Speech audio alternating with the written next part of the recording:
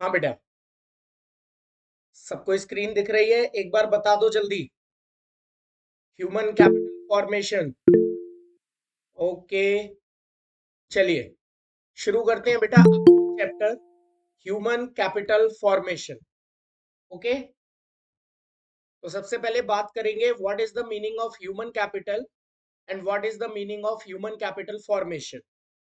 तो human capital क्या होता है, ह्यूमन कैपिटल क्या होता है और ह्यूमन कैपिटल फॉर्मेशन क्या होता है? क्या इन दोनों में कोई डिफरेंस है या दोनों सेम चीजें होती हैं? Human capital formation. तो ह्यूमन कैपिटल और ह्यूमन कैपिटल फॉर्मेशन में बेटा एक बेसिक सा डिफरेंस है। ह्यूमन कैपिटल का मतलब क्या होता है कि आपके कंट्री के अंदर कितने, how much, how much skilled, comma, trained, skilled, trained and expert people. मतलब आपके कंट्री के अंदर कितने लोग स्किल्ड, ट्रेन्ड और एक्सपर्ट हैं, उसी के स्टॉक को हम क्या बोलते हैं? ह्यूमन कैपिटल बोलते हैं। इसका मतलब जो ह्यूमन कैपिटल होता है वो कैसा कॉन्सेप्ट होता है? स्टॉक कॉन्सेप्ट होता है। देखो इसको एक एग्जांपल से समझो। मान लो एक इकोनॉमी में 5 लोग हैं, A B C D E. ए जो है वो एक डॉक्टर है। बी जो है वो एक टीचर है। सी जो है वो एक इंजीनियर है। डी जो है वो पढ़ा लिखा नहीं है और ना ही किसी काम में स्किल्ड है, ना पढ़ा लिखा है ना स्किल्ड है। और ई जो है वो भी किसी भी काम में ना तो पढ़ा लिखा है और ना ही स्किल्ड है। इसका मतलब टोटल पॉपुलेशन तो कंट्री की कितनी हो गई? कंट्री की टोटल पॉपुलेशन हो गई 5। लेकिन अगर आपसे पूछा जाए ह्यूमन कैपिटल कितना है, तो ह्यूमन कैपिटल आपके इस वाले कंट्री में होगा 3। मतलब आपके कंट्री के अंदर कितने डॉक्टर्स हैं, कितने इंजीनियर्स हैं, कितने पीएचडी हैं, है ना, कितने सीए हैं, कितने एडवोकेट हैं। मतलब ऐसे बंदे जो किसी ना किसी काम में स्किल्ड, ट्रेंड या एक्सपर्ट हैं, उनके टोटल को हम क्या कहते हैं? उनके टोटल को हम ह्यूमन कैपिटल कहते हैं। मतलब इन शॉर्ट कहने का मतलब तुम ये कह सकते हो, पढ़े लिखे लोग, और पढ़े लिखे में भी स्किल्ड और ट्रेंड होना बहुत जरूरी है। प्रोडक्टिविटी को बढ़ाएं, वो कंट्री के अंदर जाकर इनकम कमाएं, उसको हम कहते हैं human capital. Is that clear? चलिए, इसके बाद अगर मैं बात करूं what is the meaning of human capital formation, तो ह्यूमन कैपिटल फॉर्मेशन का मतलब होता है rising the number of skilled skilled trained and expert people. आप अपने कंट्री में जब स्किल्ड, ट्रेन्ड और एक्सपर्ट पीपल को बढ़ाते हो, उनके नंबर को बढ़ाते हो, that is called human capital formation. Is that clear? Difference समझ में आ गया? बेटा ये फ्लो होता है, याद रखना, ह्यूमन कैपिटल स्टॉक होता है, तो ह्यूमन कैपिटल फॉर्मेशन जो है वो फ्लो होता है। मान लो 1 जनवरी को आपके यहाँ 1000 डॉक्टर थे, साल के लास्ट में यानी कि 31 दिसंबर को आपके यहाँ 3000 डॉक्टर हो गए। तो बेटा 1000 डॉक्टर ये भी ह्यूमन कैपिटल है, 3000 डॉक्टर ये भी ह्यूमन कैपिटल है।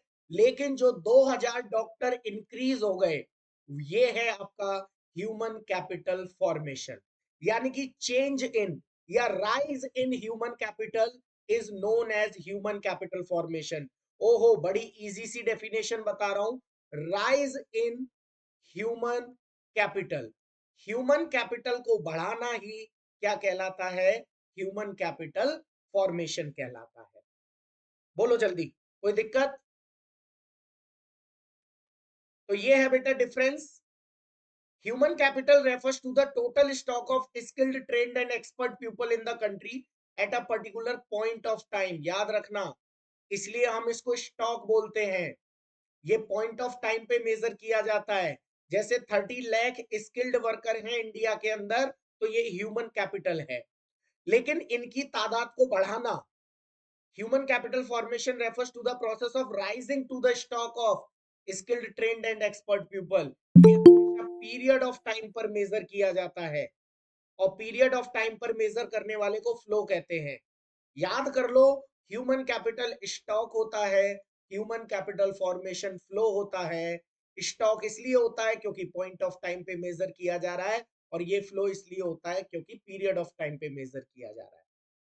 आपसे एक क्वेश्चन और पूछा जा सकता है, कौन सा 5 ईयर प्लान था, विच 5 year plan focus on human capital formation? कौन सा 5 ईयर प्लान था? तो बेटा 7th 5 ईयर प्लान जो था, 7वां 5 ईयर प्लान, याद रखना। कौन सा 5 ईयर प्लान? 7वां 5 ईयर प्लान, जो कि 1985 से लेकर 1990 तक चला था। ये वाला प्लान था, ह्यूमन कैपिटल फॉर्मेशन के ऊपर बेस्ड था। तो हमने सबसे पहले जो ह्यूमन कैपिटल की बात करी थी वो इसी में करी थी। Is that clear? चलिए, अब ह्यूमन कैपिटल के बाद आता है बेटा डिफरेंस, ह्यूमन कैपिटल और फिजिकल कैपिटल में क्या अंतर है। ह्यूमन कैपिटल और फिजिकल कैपिटल में क्या अंतर होता है? तो बेटा, ह्यूमन कैपिटल का मतलब होता है आपके यहाँ जो ह्यूमन है वो स्किल्ड है, ट्रेन्ड है या एक्सपर्ट है, तो वो ह्यूमन कैपिटल बन जाएगा। लेकिन अगर आपके यहाँ कोई मशीन है, आपकी कोई बिल्डिंग है, तो वो आपकी क्या कहलाएगी? वो आपकी फिजिकल कैपिटल कहलाएगी। फिजिकल कैपिटल पे हमेशा डेप्रिसिएशन लगता है, डेप्रिसिएशन लगता है, यानी कि समय के साथ इसकी वैल्यू कम हो जाती है। लेकिन यहां पर आप डेप को इग्नोर कर सकते हो।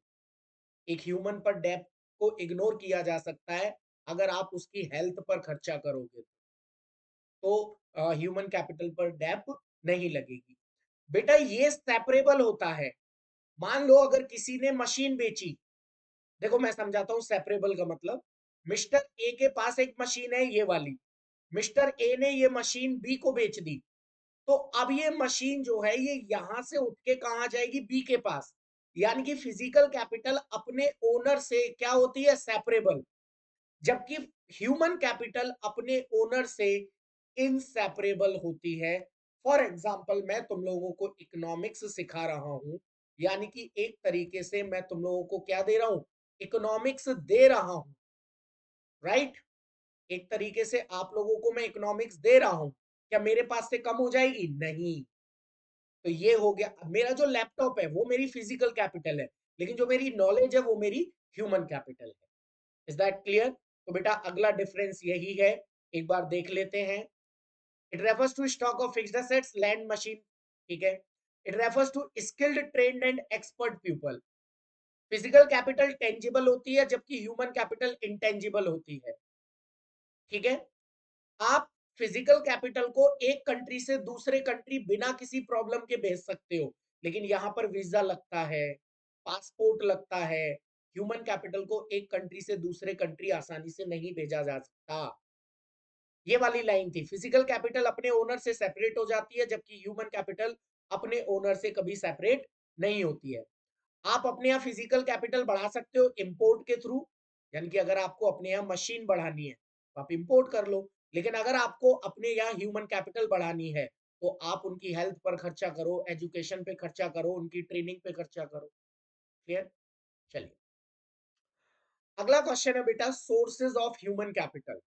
सोर्सेज ऑफ ह्यूमन कैपिटल मतलब साहब, ह्यूमन कैपिटल आप कैसे कैसे बना सकते? तो बेटा बहुत आसान है। मिस्टर ए को मुझे क्या बनाना है? ह्यूमन कैपिटल बनाना है। मान लो ये अनपढ़ गवार आदमी है, मुझे इसको ह्यूमन कैपिटल बनाना है।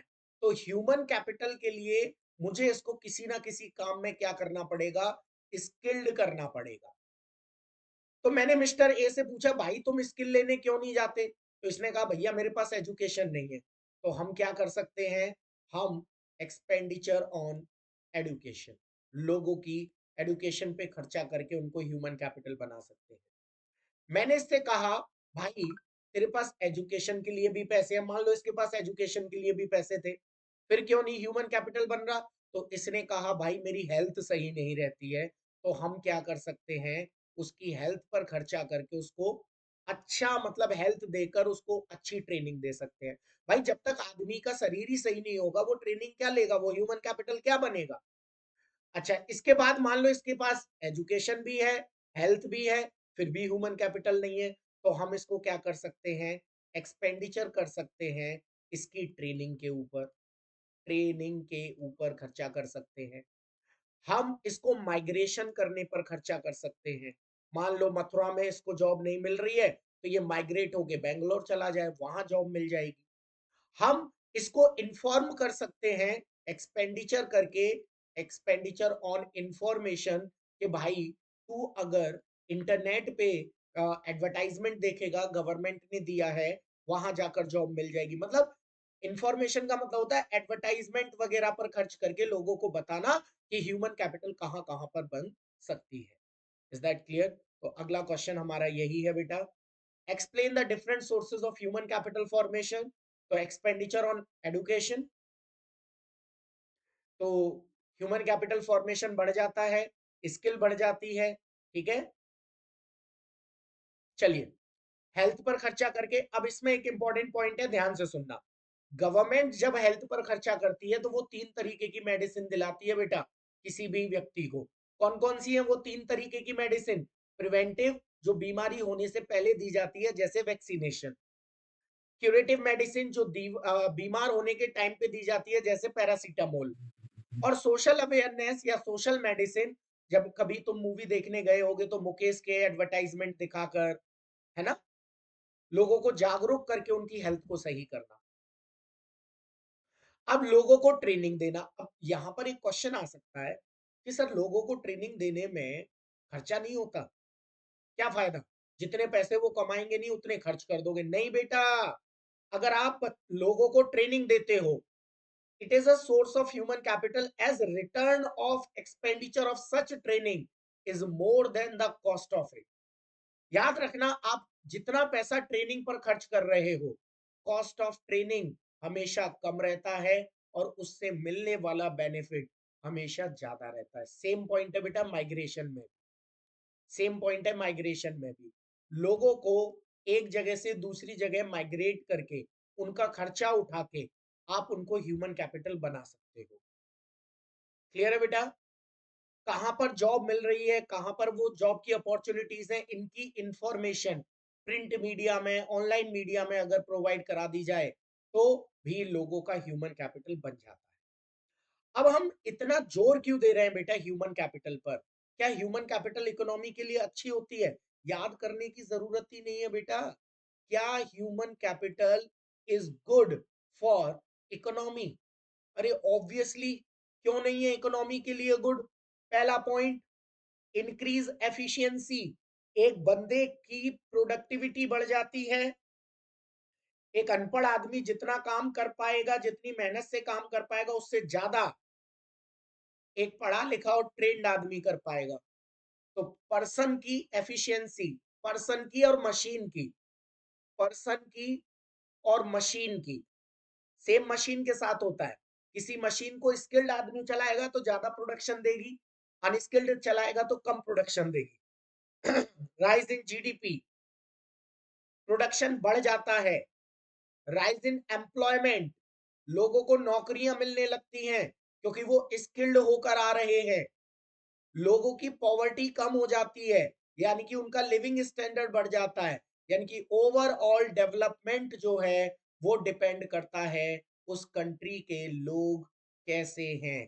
तो किसी भी इकोनॉमी का डेवलपमेंट करना है तो हमें उसकी ह्यूमन कैपिटल पे खर्चा करना ही पड़ेगा। देखो ये रहा क्वेश्चन, ठीक है, ये रहा अगला question, why and how human capital is important for economic growth. तो फिजिकल कैपिटल का यूज हो जाता है, प्रोडक्टिविटी बढ़ जाती है, जीडीपी बढ़ जाती है, स्किल्ड बंदा इनोवेशन और इन्वेंशन करता है ना, लाइफ एक्सपेक्टेंसी बढ़ जाती है और फिजिकल कैपिटल की प्रोडक्टिविटी भी बढ़ जाती है। चलिए नेक्स्ट, अगला क्वेश्चन है बेटा, क्या क्या प्रॉब्लम्स आती हैं इंडिया में? आप किसी बंदे को, मान लो मैंने मिस्टर ए से कहा भाई मैं तुझे सब कुछ दूंगा, तू बस ह्यूमन कैपिटल बन जा, तो मेरे पास इतने पैसे नहीं है कि पूरे कंट्री के लोगों के साथ सेम चीजें कर सकूं, इतनी पॉपुलेशन है बेटा। पहली प्रॉब्लम पैसे नहीं है। दूसरी प्रॉब्लम ब्रेन ड्रेन हो जाता है, इंपॉर्टेंट है बेटा इस बार के लिए ब्रेन ड्रेन। लोग पढ़ते यहाँ हैं, सीखते यहाँ हैं, लेकिन जॉब करने कहाँ चले जाते हैं? जॉब करने चले जाते हैं बाहर के कंट्रीज में। क्लियर? इसको बोला जाता है ब्रेन ड्रेन। बहुत ज्यादा पॉपुलेशन है, आप सारी पॉपुलेशन को स्किल्ड या ट्रेंड नहीं कर सकते हो। प्रॉपर मैन पावर प्लानिंग नहीं होती है, एकेडमिक स्टैंडर्ड्स बेकार हैं, और साइंस एंड टेक्नोलॉजी भी हमारे यहाँ पर बेकार है। तो ये पॉइंट अब तुम बना बना के भी लिख सकते हो, जरूरी नहीं है कि जो यहाँ लिखे हुए हैं वही लिखने हैं। क्लियर? चलिए आगे बात करते हैं। अगला टॉपिक है, अब बेटा देखो, सबसे इंपॉर्टेंट टॉपिक है एजुकेशन का। सबसे मेन, आप किसी को बंदे को एजुकेट कर दो, वो अपने आप ह्यूमन कैपिटल बन जाएगा। लेकिन क्या गवर्नमेंट को एजुकेशन में इंटरफेयर करना चाहिए, जबकि प्राइवेट सेक्टर भी तो एजुकेशन दे रहे हैं? फिर क्या गवर्नमेंट को एजुकेशन सेक्टर में इंटरफेयर करना चाहिए? हेलो कृष्णा, क्या हुआ, सब ठीक? चलिए, तो yes, according to me government को भी एजुकेशन देने में इंटरफेयर करना चाहिए। सबसे पहला रीजन, ताकि पुअर पीपल को एजुकेशन मिल सके। दूसरा, ताकि पूरे कंट्री में, होल कंट्री में एजुकेशन मिल सके, क्योंकि प्राइवेट सेक्टर जो है वो केवल बड़े शहरों में अपने स्कूल्स खोलता है, उसको गांव से कोई लेना देना नहीं होता। तीसरा, पुअर पीपल को मिले, पूरे कंट्री में मिले, ये बेसिक नीड होती है लोगों की बेटा। एजुकेशन बेसिक नीड में आता है, और बेसिक नीड को पूरा करने की ड्यूटी किसकी होती है? गवर्नमेंट की। चौथा, प्राइवेट सेक्टर के पास चौथा, प्राइवेट सेक्टर के पास इतना पैसा नहीं होता कि वो इतनी बड़ी बड़ी बिल्डिंग्स हर गांव में बना सके। तो lack of capital at private sector. तो ये चार रीजन है जो बताते हैं कि गवर्नमेंट को भी इंटरफेयर करना चाहिए अच्छी एजुकेशन। ब्रेन ड्रेन का मतलब है बेटा, मान लो डॉक्टर एपीजे अब्दुल कलाम जी जो थे, ऐसे नहीं बनाते, डॉक्टर एपीजे अब्दुल कलाम जी जो थे, वो पढ़े यहाँ, सीखे यहाँ, लेकिन सोचो अगर वो जॉब करने नासा में चले जाते इसरो की जगह, तो क्या होता? क्या हमें इतनी अच्छी अच्छी मिसाइल्स, इतने अच्छे अच्छे और साइंटिस्ट मिलते? नहीं मिल पाते, है ना? एक सेकंड बेटा, हेलो भाई, क्लास ले रहा हूँ, बस बैक कॉल करता हूँ अभी, है ना? हाँ। हाँ तो बेटा अब सुनो आगे क्या हुआ। एक सेकंड,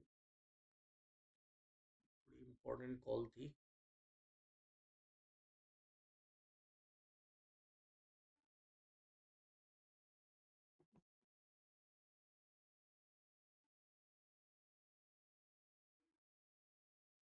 हाँ, तो बेटा ब्रेन ड्रेन का मतलब ये होता है कि अगर हमारे यहाँ के लोग बाहर जॉब करने चले जाएंगे, तो हमारे यहाँ पर जो लोग सीखने वाले हैं उनको ठीक से एजुकेशन नहीं मिलेगी। ओके, चलिए, तो ये बेटा हमने जो अभी बताया वो है कि गवर्नमेंट का इंटरवेंशन क्यों जरूरी है एजुकेशन में। चलिए बेटा, ये पूरा का पूरा डेटा जो है ना, ये याद करने का है। ये पूरा डेटा आपको याद करना है। अब कैसे करना है वो देख लेना। ओके, सबसे पहले अगर मैं गवर्नमेंट एक्सपेंडिचर की बात करूं, तो उसको आप दो तरीके से देख सकते हो, two ways. As a percentage of total government expenditure, तो गवर्नमेंट एक्सपेंडिचर एजुकेशन पर बढ़ गया, 7.9 से बढ़कर कितना हो गया? 15.7, लगभग डबल हो गया। As a percentage of GDP, तो बेटा 4.3 बढ़ गया है, पहले मात्र 0.64 करते थे। लेकिन एजुकेशन कमीशन ने क्या रिकमेंड किया था? 6% का जीडीपी का खर्चा एजुकेशन पर होना चाहिए। इंडिया में सबसे ज्यादा एजुकेशन एलिमेंट्री एजुकेशन होती है, ठीक है, और सबसे ज्यादा खर्चा इसी पर होता है। एलिमेंट्री मतलब नर्सरी से फर्स्ट क्लास से फिफ्थ क्लास तक की कह सकते हो आप। हिमाचल प्रदेश सबसे ज्यादा पैसा खर्च करता है एजुकेशन पर, 34,651, और सबसे कम करता है बेटा बिहार, 4,000 रुपए मात्र एक पर्सन पर, और वो करता है लगभग 35,000 रुपए एक पर्सन पर। देख रहे हो बेटा, एक कमिटी बनाई गई थी, तपस मजूमदार कमिटी, 1998 में, जिसको ये बताना था कि कितने रुपए खर्च करें कि 10 साल तक के, मतलब 6 से 14 साल तक के सारे बच्चों को एजुकेशन मिल जाए। तो उसने बताया कि आपको 1.37 लाख करोड़ रुपए 10 साल के अंदर खर्च करने पड़ेंगे, ताकि 6 से 14 साल तक के सारे बच्चों को एजुकेशन मिल जाए। 2009 में गवर्नमेंट ने राइट टू एजुकेशन एक्ट लगाया था, जिसमें 6 से 14 साल तक के बच्चों को फ्री एजुकेशन देनी होती है। 2% का एजुकेशन सेस लगता है, मतलब सेस का मतलब होता है बेटा एक्स्ट्रा टैक्स, जो टैक्स लगा हुआ है उसके ऊपर और टैक्स लगाना, वो कहलाता है एजुकेशन सेस। चलिए, तो एजुकेशन सेक्टर की बात हो गई बेटा। ये भी थोड़ा इंपॉर्टेंट पार्ट है, ध्यान से समझ लेना। एनसीईआरटी का क्या काम होता है? एनसीईआरटी का काम होता है कि जितनी भी 12th तक की बुक्स है, जितना भी 12th तक का करिकुलम है, उसको डिजाइन करना। यूजीसी बेटा ग्रेजुएशन तक का करिकुलम डिजाइन करता है। एआईसीटीई टेक्निकल एजुकेशन, जिसमें आईआईटी आता है, वो उसका पूरा करिकुलम डिजाइन करता है। आईसीएमआर बेटा नीट का यानी कि मेडिकल का पूरा करिकुलम डिजाइन करता है, सारे रूल्स एंड रेगुलेशंस बनाता है। Is that clear? तो ये चारों ऑर्गेनाइजेशन, रेगुलेटरी अथॉरिटी आपकी समझ में आ गई होंगी। नेक्स्ट, एजुकेशन सेक्टर में क्या प्रॉब्लम है इंडिया के अंदर? तो बहुत ज्यादा इलिटरेट है, लगभग 36 करोड़ लोग इलिटरेट हैं अब भी। जेंडर बाइज्ड, मेल और फीमेल में बहुत ज्यादा बाइसनेस होती है। ये तो आप बना के भी लिख सकते हो बेटा। लो गवर्नमेंट एक्सपेंडिचर 6% बोला था, करते केवल 4% है। वोकेशनल एजुकेशन पर हम लोग फोकस नहीं करते। वोकेशनल एजुकेशन का मतलब होता है बेटा वो एजुकेशन जिससे जॉब जल्दी मिले। क्लियर? चलिए, लास्ट क्वेश्चन है बेटा आपका, ह्यूमन कैपिटल और physical capital, sorry, human capital और ह्यूमन डेवलपमेंट में क्या अंतर है? देखो, मैं यहां लिख के दे सकता हूं और ये वीडियो पड़ी रहेगी, ध्यान रखना। इंपॉर्टेंट, सबसे ज्यादा इंपॉर्टेंट क्वेश्चन अगर कोई है तो ये है ह्यूमन कैपिटल। समझना बेटा ध्यान से, एक एग्जांपल लूंगा मैं, और इसी के साथ तुम्हें पूरा समझ में आ जाएगा ह्यूमन कैपिटल और ह्यूमन डेवलपमेंट में क्या अंतर है। बेटा, दो भाई थे, एक था मिस्टर ए और एक था मिस्टर बी। ये दो भाई थे, समझना ध्यान से, है ना? तो मिस्टर ए जो है, ये अनपढ़ रह गया। क्या रह गया? अनपढ़, यानी कि इलिटरेट, इलिटरेट रह गया ये। पापा ने खूब पढ़ाने की कोशिश की लेकिन नहीं पढ़ा। मिस्टर बी जो है, ये आईआईटी चला गया, यानी कि ये पढ़ लिख गया। अब मिस्टर ए अनपढ़ तो हो गया बेटा, लेकिन इसने क्या किया? इसने बाइक बनाना या बाइक सही करना, समझना ध्यान से, बाइक सही करना, सही करने को इंग्लिश में क्या बोलेंगे? रिपेयर। ये सीख लिया, यानी कि इसके पास क्या आ गई बेटा? स्किल आ गई। तो आप इस, और ये उससे क्या कमाने लगा? अपनी लिविंग अर्न करने लगा, लिविंग अर्न करने लगा। जबकि आईआईटी गया हुआ बंदा क्या बन गया बेटा? बाबाजी बन गया। क्या बन गया? बाबाजी बन गया, और कुंभ में चला गया बेटे, पढ़ा लिखा, कुंभ में चला गया।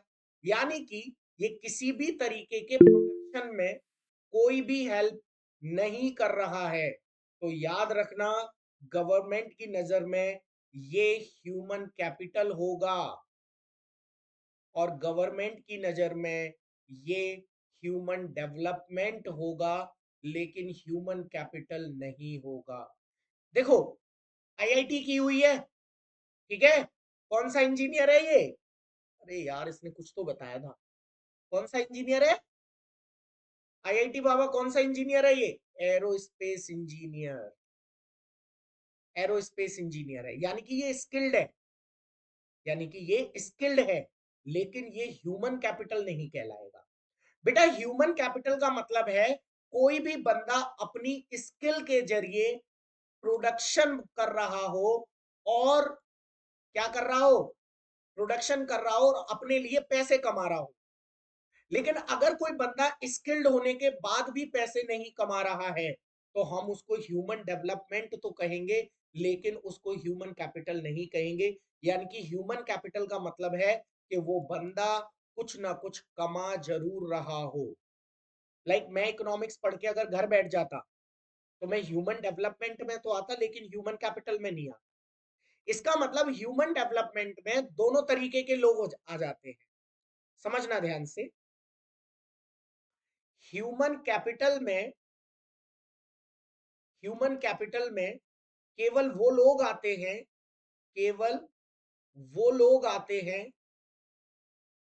वो लोग आते हैं जो प्रोडक्टिविटी में हेल्प करते हैं, यानी कि जो प्रोडक्शन में हेल्प करते हैं, हेल्प करते हैं। जैसे एक आईआईटी वाले को जॉब मिल गई, कहां पर? एक आईआईटी वाले को जॉब मिल गई गूगल में, लेकिन ह्यूमन डेवलपमेंट में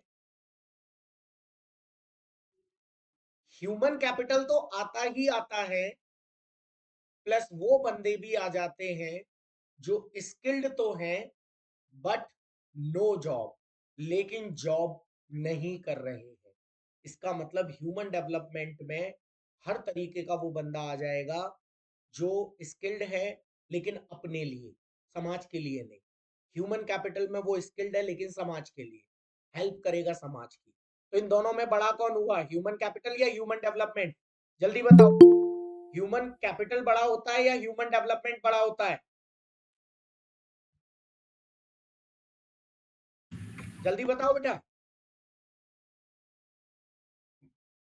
बेटा याद देखो, हर्ष एक चीज नोटिस कर, ह्यूमन डेवलपमेंट में ह्यूमन कैपिटल प्लस वो लोग जो स्किल्ड है लेकिन जॉब नहीं मिल रही है। इसका मतलब इसमें 5 ह्यूमन कैपिटल आ गए, प्लस 2 लोग ऐसे आ गए। हाँ, ह्यूमन डेवलपमेंट बड़ा होता है, इसमें 7 आ गए, जबकि इसमें केवल वो आएंगे जो काम करते हैं, बस 5। तो यही है बेटा आपका लास्ट क्वेश्चन, कि ह्यूमन कैपिटल छोटा होता है जबकि ह्यूमन डेवलपमेंट बड़ा होता है।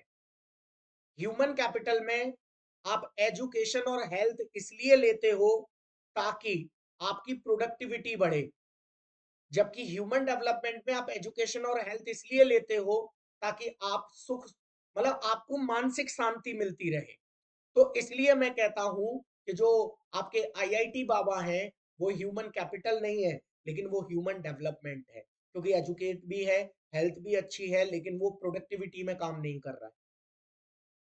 यानी कि जब आप ह्यूमन को केवल प्रोडक्शन के नजरिए से देखते हो तब वो ह्यूमन कैपिटल होता है, और जब आप ह्यूमन को एज अ वेलफेयर देखते हो कि उसका बस वेलफेयर हो जाए, मेरे लिए काम कर मत कर, जैसे आपके घर वाले बोलते हैं ना, बेटा जितना चाहे पढ़ ले, मेरे लिए नौकरी भी मत करियो, इसका मतलब वो आपका ह्यूमन डेवलपमेंट चाहते हैं। लेकिन अगर किसी के पेरेंट ये कह रहे हैं कि बेटा पढ़ा और नौकरी नहीं लगा तो घर से निकाल दूंगा, इसका मतलब वो आपको क्या बनाना चाह रहे हैं? ह्यूमन कैपिटल बनाना चाह रहे हैं अपने लिए, ताकि वो आपको पैसा कमा के दे। तो ऐसे बंदे जो देश के लिए पैसा कमा के देते हैं वो ह्यूमन कैपिटल होते हैं, और जो अपनी शांति के लिए, अपनी सुख सुविधाओं के लिए, अपने वेलफेयर के लिए पढ़ते हैं वो कहलाते हैं ह्यूमन डेवलपमेंट। ये जॉब नहीं करते हैं, ध्यान रखना।